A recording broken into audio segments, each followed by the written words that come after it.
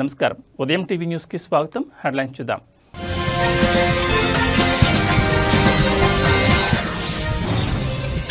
Pulivendula ZPTC ఉప ఎన్నికల్లో TDP win. దాదాపు 5,000 ఓట్ల మెజార్టీతో టీడీపీ అభ్యర్థి లతారెడ్డి ఘన విజయం.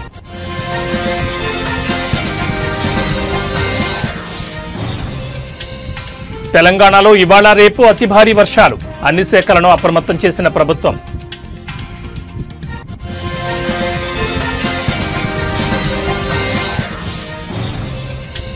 ఏపీలో దంచి కొడుతున్న వర్షాలు. పలు జిల్లాలకు రెడ్ అలర్ట్ జారీ.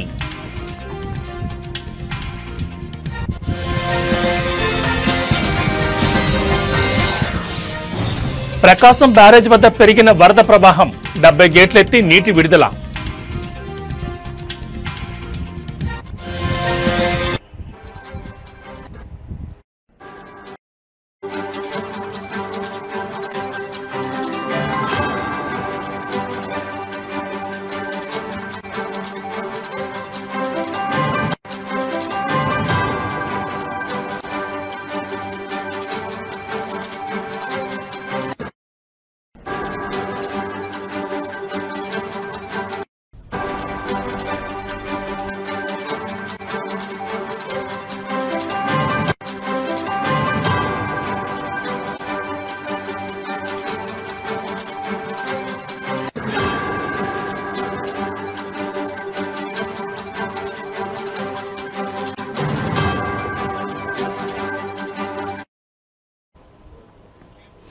బులెటిన్లో బ్రేకింగ్ న్యూస్ చూస్తున్నాం. పులివెందులలో వైసీపీకి బిగ్ షాక్ తగిలింది.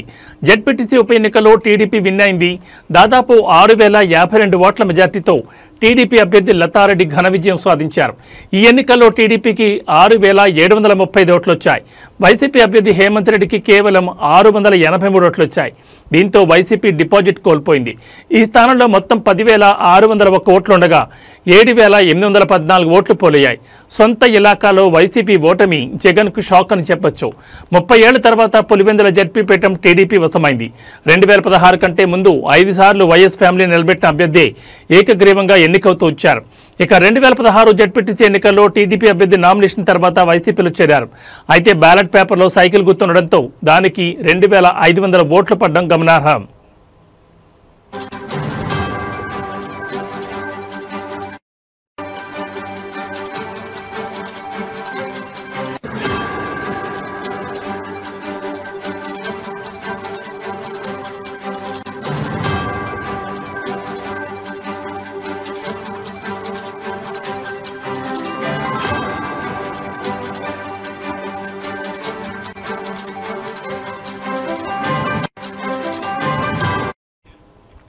కాగా ఈ ఎన్నికను 2 పార్టీలు ప్రతిష్టాత్మకంగా తీసుకున్నాయి. గెలుపు కోసం వ్యూహ ప్రతివ్యూహాలు రచించాయి. ఈ ఎన్నిక ఒక మినీ సంగ్రామాన్ని తలపించింది. గొడవలు, అరెస్టులు, రీపోలింగ్ వంటివి జరిగాయి. వైసీపీ కంచుకోటను బద్దలు కొట్టాలని, టీడీపీ పట్టు నిలుపుకోవాలని ప్రణాళికలు రచించాయి. ఎన్నికలకు ముందు నుంచే తమ ప్లాన్స్ అమలు చేశాయి. చివరికి టీడీపీ అనుకున్నది సాధించింది.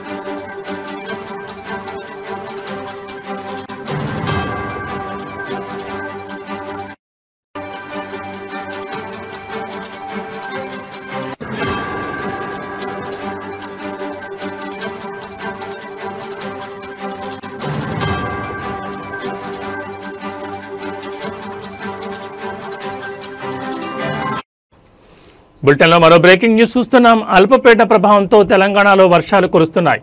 ఇవాళ రేపు పలు జిల్లాల్లో భారీ నుంచి అతి భారీ వర్షాలు పడే అవకాశం ఉంది. ఈ మేరకు ఆయా జిల్లాలకు రెడ్ అలర్ట్ జారీ అయింది. మరికొన్ని జిల్లాలకు ఆరెంజ్, ఎల్లో హెచ్చరికలు జారీ అయ్యాయి. బంగాళాఖాతంలో ఏర్పడిన అల్పపీడనం కొనసాగుతోంది. ఇవాల్టి ఉదయం రిపోర్ట్ ప్రకారం ఉత్తర ఏపీ, దక్షిణ ఒడిశా తీరాలకు ఆనుకొని పశ్చిమ మధ్య పరిసర ఈశాన్య బంగాళాఖాతంలో అల్పపీడన ప్రాంతం ఉందని హైదరాబాద్ వాతావరణ కేంద్రం తెలిపింది.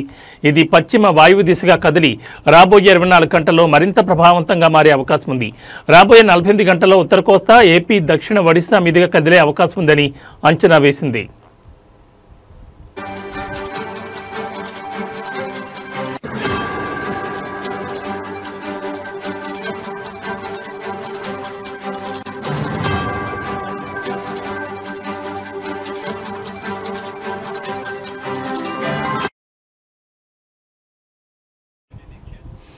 అల్పపీడన ప్రభావంతో తెలంగాణలోని పలు జిల్లాల్లో ఇవాళ రేపు భారీ నుంచి అతి భారీ వర్షాలు పడే అవకాశం ఉంది. ఇవాళ మెదక్, సంగారెడ్డి, వికారాబాద్ జిల్లాల్లో భారీ నుంచి అత్యంత భారీ వర్షాలు పడే అవకాశం ఉంది. ఈ జిల్లాలకు రెడ్ అలర్ట్ ఇచ్చారు. ఇక కొత్తగూడెం, భూపాలపల్లి, కామారెడ్డి, మహబూబాబాద్, మేడ్చల్, ములుగు, నిర్మల్, నిజామాబాద్, సూర్యాపేట జిల్లాల్లో భారీ నుంచి అతి భారీ వర్షాలు పడొచ్చని అంచనా వేస్తున్నారు. ఈ జిల్లాలకు ఆరెంజ్ హెచ్చరికలు జారీ అయ్యాయి.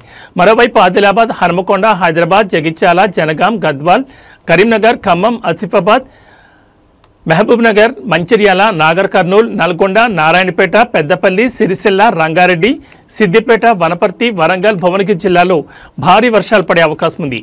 ఈ జిల్లాలకు ఎల్లో హెచ్చరికలు జారీ అయ్యాయి.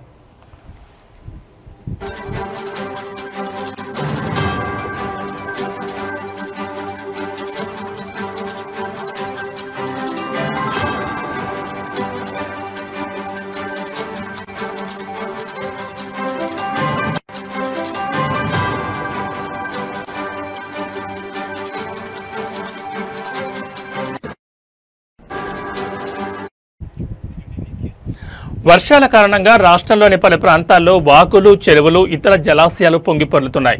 దీంతో నీటి ప్రవాహం ఎక్కువగా ఉండడంతో గ్రామాల మధ్య రాకపోకలకు అంతరాయం ఏర్పడింది. జీహెచ్ఎంసీలో రాజేంద్రనగర్లో 46.5 మిల్లీమీటర్ల వర్షపాతం నమోదైంది. రాష్ట్ర రాజధానిలో ఎడతెరిపి లేకుండా కురుస్తున్న వర్షాలకు రోడ్లు జలమయమయ్యాయి. Hyderabad disaster response and asset protection agency, ఇతర ప్రభుత్వ సంస్థల సిబ్బంది నీటిని తొలగించారు. పాత బస్తీలోని యాకత్పురా వద్ద మేకలకు మేపడానికి ఆకులను సేకరించే ప్రయత్నంలో వర్షపు నీటి కాలువలో పడిన వ్యక్తిని హైడ్రా సిబ్బంది రక్షించారు.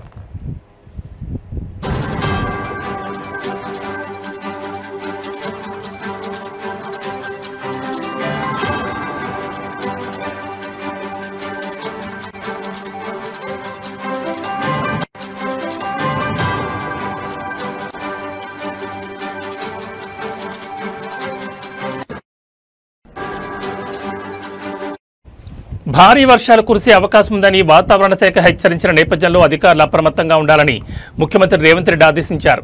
ప్రాణ, పశు నష్టం జరగకుండా అన్ని చర్యలు తీసుకోవాలని అధికారులను ఆదేశించారు.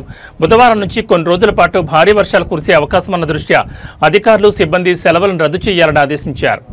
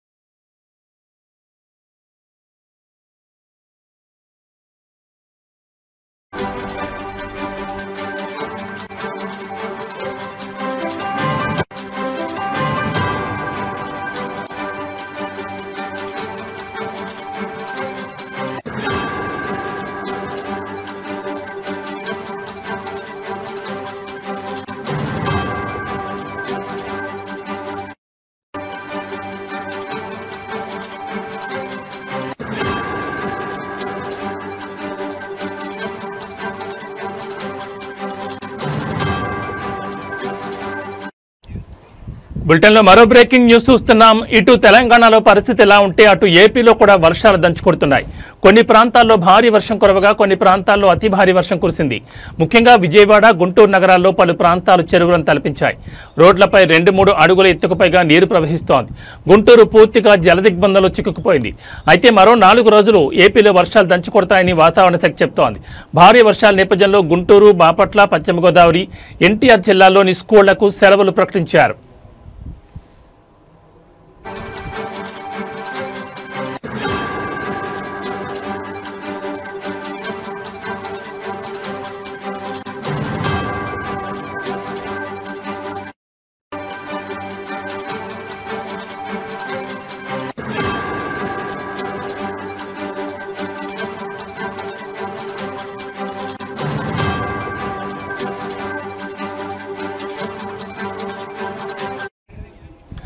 పశ్చిమ మధ్య వాయువ్య బంగాళాఖాతంలో ఉత్తరాంధ్ర, దక్షిణ ఒడిశా తీరాలకు సమీపంలో అల్పపీడనం ఏర్పడినట్లు ఐఎండీ తెలిపింది.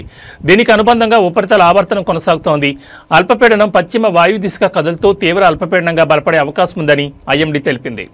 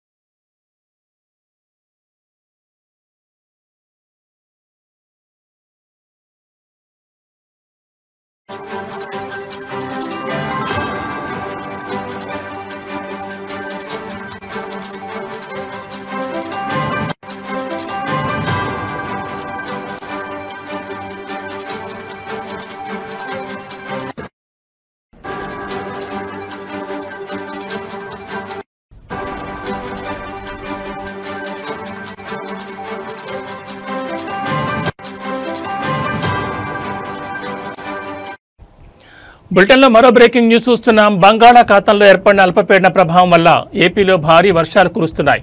ఉత్తరాంధ్ర సహా ఏపీ దక్షిణ తీర ప్రాంత జిల్లాలు, రాయలసీమలో అక్కడక్కడ పిడుగులతో కూడిన వర్షపాతం నమోదవుతోంది. ఇదే పరిస్థితి మరో 3 రోజుల పాటు కొనసాగే అవకాశాలున్నాయి. కృష్ణానది ఎగువ పరివాహక ప్రాంతాల్లో కురిసిన భారీ వర్షాల వల్ల శ్రీశైలం జలాశయం ఇప్పటికే నిండుకుండలా మారింది. అధికారులు గేట్లనెత్తారు, వరద నీటిని దిగువకు విడుదల చేస్తున్నారు. అటు నాగార్జున సాగర్లోనూ ఇదే పరిస్థితి కొనసాగుతోంది.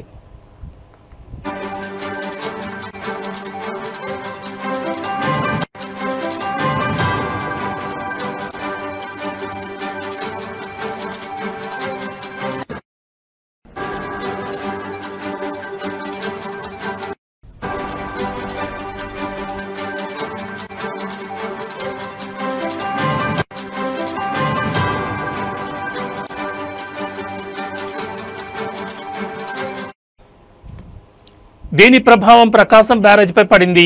ఇన్ఫ్లో భారీగా ఉంటోంది. దీంతో ప్రకాశం బ్యారేజ్కి చెందిన మొత్తం 70 గేట్లను ఎత్తివేశారు.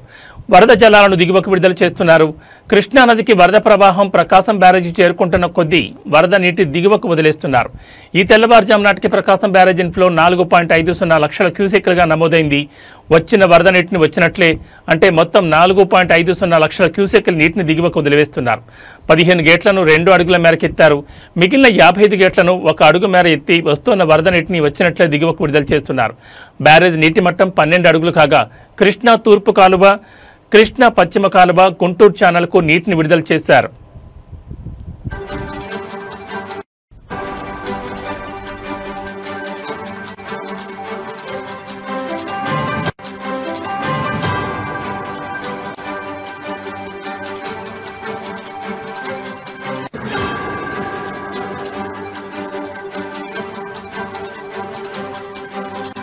మరింత పెరుగుతుందని అంచనాలున్నాయి. కృష్ణానది మీద ప్రాజెక్టులోని నీటిని దిగువకు విడుదల చేస్తున్నందున నదీ పరివాహక ప్రాంత ప్రజలు, లంక గ్రామ ప్రజలు అప్రమత్తంగా ఉండాలని విపత్తుల నిర్వహణా సంస్థ మేనేజింగ్ డైరెక్టర్ ప్రఖర్ జైన్ సూచించారు. నదిలో ప్రయాణించొద్దని, వరద నీటిలో ఈతకు వెళ్లడం, ఘాట్ల వద్ద స్నానం చేయడం, చేపలు పట్టడం లాంటివి చేయకూడదని సూచించారు. ప్రకాశం బ్యారేజ్ గేట్లను ఎత్తినందున కృష్ణా నదీ పరివాహక ప్రాంత ప్రజలు అప్రమత్తంగా ఉండాలని అన్నారు. వరద తీవ్రత మరింత పెరిగే అవకాశం ఉందని చెప్పారు.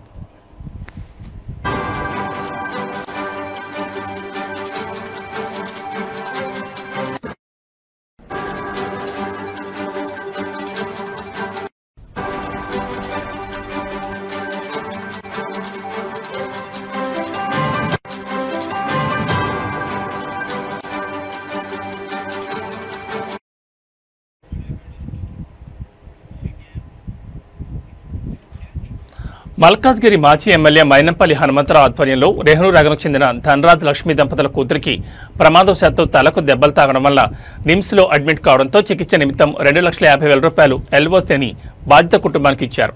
ఇదే సమస్యతో బాధపడుతూ మొదటిసారి అడ్మిట్ అయినప్పుడు కూడా మైనంపల్లి హనుమంతరావు 2,50,000 ఎల్ఓసిని ఇవ్వడం జరిగింది. బాధిత కుటుంబం అన్నా సేవ సహకారాన్ని హృదయపూర్వకంగా ధన్యవాదాలు తెలియజేశారు.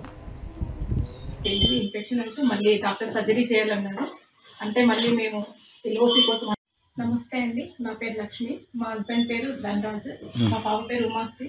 మేము నెహ్రూ నగర్ కాలనీలో ఉంటాము. మా పాపకి 2 సంవత్సరాల క్రితం యాక్సిడెంట్ అయినది. ఫస్ట్ టైం మాకు ఎల్ఓసి 2,50,000 హనుమంతాలు ఇప్పించారు. మళ్ళీ మా పాపకి ఇన్ఫెక్షన్ అయిందండి. 2 సంవత్సరాలు అయిపోయింది. ఇన్ఫెక్షన్ అయితే మళ్ళీ డాక్టర్ సర్జరీ చేయాలన్నారు. అంటే మళ్ళీ మేము ఎల్ఓసి కోసం హనుమంతన్న దగ్గరికి వెళ్ళాము. మా కాలనీ వాసులు హనుమంతన్న మళ్ళీ మాకు ఒక రోజులోనే ఎల్ఓసి ఇప్పించారు. అందరికీ ధన్యవాదాలు. కాలనీ వాసులందరికీ ధన్యవాదాలు తెలుపుతున్నాం. ఎందుకంటే అమ్మతన దగ్గర తీసుకెళ్ళి మమ్మల్ని విధానం సక్సెస్ఫుల్గా చేసినందుకు కాలనీ వాసులకు మాతో సహకరించిన అందరికీ ధన్యవాదాలు తెలుపుకుంటున్నాం. మైనంపల్లి హనుమంతరావుకి ధన్యవాదాలు. నమస్తే అండి, నా పేరు లక్ష్మి, మా హస్బెండ్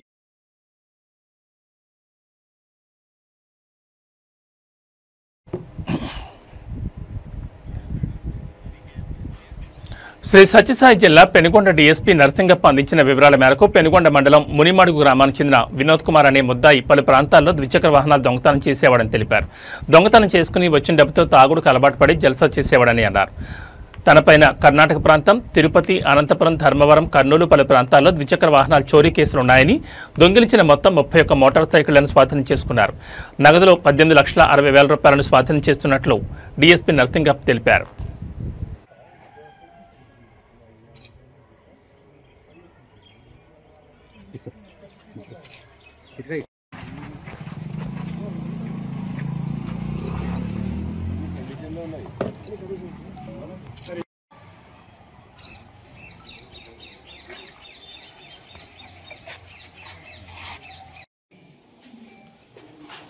ఫాల్స్ కీస్ ద్వారా అంటే ఈ రోజుల్లో కొంచెం ఈజీ అయిపోయింది. ఇది బాగా గట్టికి తంతే కూడా ఊడిపోతాయి.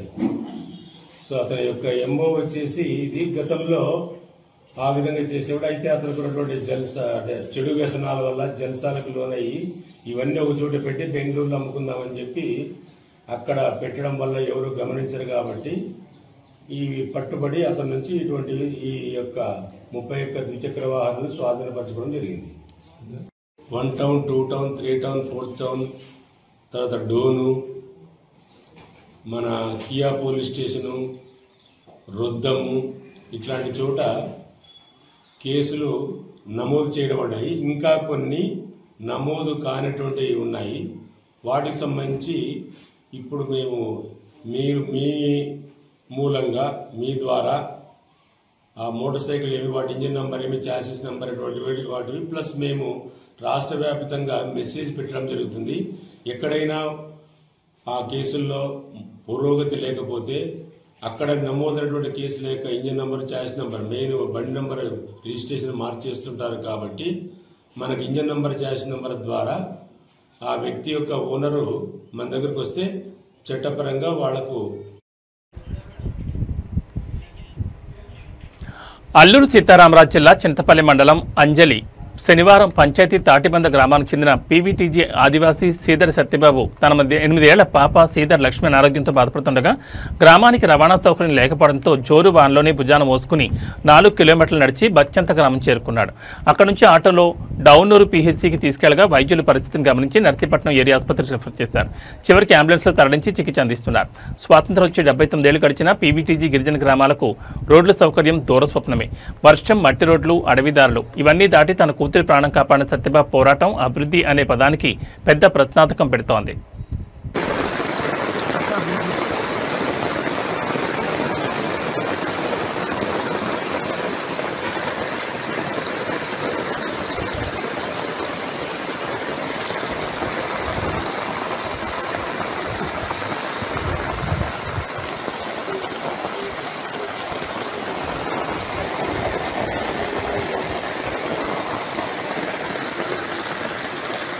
అందరికీ నమస్కారం అండి. ఈరోజు ఈ యొక్క వాతావరణ పరిస్థితిలో ఒక చిన్నారికి బాగులేని పరిస్థితిలో మేము ఈ యొక్క వాతావరణంలో అనుకూలం లేని పరిస్థితిలో హాస్పిటల్ తీసుకెళ్లాల్సి వస్తుందండి. ఈ యొక్క తాటిబంద గ్రామం, చింతపల్లి మండలం, అంజలేశ్వరం పంచాయతీ, అల్లూరి సీతారామరాజు జిల్లా అండి. ఆ యొక్క చిన్నారిని అయితే బాగులేని చిన్నారిని ముందుకు తీసుకెళ్లారండి. ఈ యొక్క రోడ్లు బాగులేని పరిస్థితి వల్ల ఈ యొక్క వర్షాకాలము ఈ యొక్క రోడ్లు ఇలా ఉంటాయండి. అందుకనే ఈ యొక్క అధికారులు గమనించి ఈ యొక్క తాటిబంద గ్రామానికి రహదారిని కల్పిస్తారని మేము నమ్ముతున్నామండి. కాలువలు కూడా చాలా పెద్ద అండి. వర్షాకాలం చాలా ఇబ్బంది పరిస్థితి, దోలి మూతలతో అనారోగ్యంతో బాధపడుతున్న వారిని తీసుకెళ్ళవలసిన పరిస్థితి అయి ఉంది. ఇప్పుడు కూడా చాలా పెద్ద కాలువ. నానో యూరియాతో రైతులకు అధిక దిగుబడి వస్తుందని వరంగల్ జిల్లా వ్యవసాయ అధికారి కె అనురాధ్ అన్నారు. హనుమకొండ నయీం నగర్లో ఉన్న ప్రెసిడెంట్ డాబాలో ఇఫ్కో ఆధ్వర్యంలో nano DAP, nano copper, nano జింక్పై ఉమ్మడి వరంగల్ జిల్లా రైతు సహకార సంఘాలు, డీసీఎంఎస్ డీలర్లు, అభ్యుదయ రైతులకు నిర్వహించిన అవగాహన సదస్సులో మాట్లాడారు. సాంప్రదాయ యూరియాను తగ్గించి నానో యూరియా, నానో డిఏపిని అధికంగా వాడాలని సూచించారు. అదేవిధంగా రైతుల శ్రేయస్సును దృష్టిలో ఉంచుకుని నానో సాంకేతిక పరిజ్ఞానంతో మొదటిసారి యూరియాను ద్రవ రూపంలో తీసుకొచ్చిందని అన్నారు. మంచి ప్రోగ్రామ్. ఇఫ్కో కంపెనీ వారు డ్రోన్ స్ప్రేయర్ తోటి నానో స్ప్రే చేయడం ఎలాగా అనేది కూడా చాలా దాదాపు అన్ని మండలాల్లో, గ్రామాలలో రైతులకి ఒక డెమాన్స్ట్రేషన్ ఇవ్వడం జరుగుతుంది. దాంట్లో భాగంగా ఈరోజు డీలర్లకు కూడా ఈ అవగాహన కార్యక్రమం ఏర్పాటు చేయడం జరిగింది. మనకి ఏంటంటే కొత్త టెక్నాలజీ వచ్చినప్పుడు కంపల్సరీ మనము కొత్త టెక్నాలజీ వాడుకోవాలి. ఒకప్పుడు హైబ్రిడ్స్ వాడమంటే సరిగ్గా వాడకపోయేది. తర్వాత యూరియా వేయమంటే కూడా తక్కువ వేసేది. కానీ ఇప్పుడు చాలా ఎక్కువగా వేస్తున్నారు. సో అంటే కొత్త టెక్నాలజీ వచ్చినప్పుడు తెలియక కొంచెం తక్కువ వాడడానికి మొగ్గు చూపుతారు. కానీ నానో యూరియా వచ్చింది, ఇది కూడా కొత్త టెక్నాలజీ. ఈ కొత్త టెక్నాలజీలో వచ్చిన నానో యూరియా కూడా మన రైతులందరూ వాడాలి. దీనివల్ల మెయిన్గా ఉపయోగం ఏంటంటే ట్రాన్స్పోర్ట్ కాస్ట్ ఒకటి తగ్గుతుంది. తర్వాత సెంట్రల్ గవర్నమెంట్ మీద ఈ సబ్సిడీ భారం అనేది తగ్గుతుంది. సెంట్రల్ గవర్నమెంట్ 1.83 crores సబ్సిడీ ఇస్తే దాంట్లో 1.3 lakh crores ఒక యూరియాకి సబ్సిడీ ఇస్తుంది. అంటే దానికి ఫుల్ కాస్ట్ ఒక బస్తా ధర మొత్తం ధర 2360 రూపాయలు. దానికి రైతు చెల్లించేది 266 రూపాయలు. మిగతా 2100 రూపాయలు సెంట్రల్ గవర్నమెంట్ ఒక బ్యాగ్కి అది సబ్సిడీ రూపేణ కంపెనీకి అందజేస్తుంది. సో చాలా కోట్ల రూపాయలు ఈ సబ్సిడీ రూపేణ కంపెనీలకు పోతున్నాయి. అవన్నీ ప్రజల సొమ్ము. అదే నానో యూరియా దానికి మొత్తం ధరనే ఫుల్ కాస్టే 250 రూపీస్, 225 రూపీస్ ఉంది. అది ఫుల్ కాస్ట్. సో దాన్ని వాడడం వల్ల కూడా సేమ్ యూరియా బస్తా వాడితే ఎంతైతే పంటకి అందాలో నైట్రోజన్ అంతా అందుతుంది. కాబట్టి నానో యూరియా అనేది రైతులందరూ వాడాలి. దీనివల్ల కాంప్లెక్స్ ఎరువులు వేయాలా, మైక్రోన్యూట్రియంట్స్ వేయాలా, పొటాషియం అయితే కంపల్సరీ. ఇవి బులెటిన్ విశేషాలు. మరో బులెటిన్లో మళ్ళీ కలుద్దాం. నమస్కారం.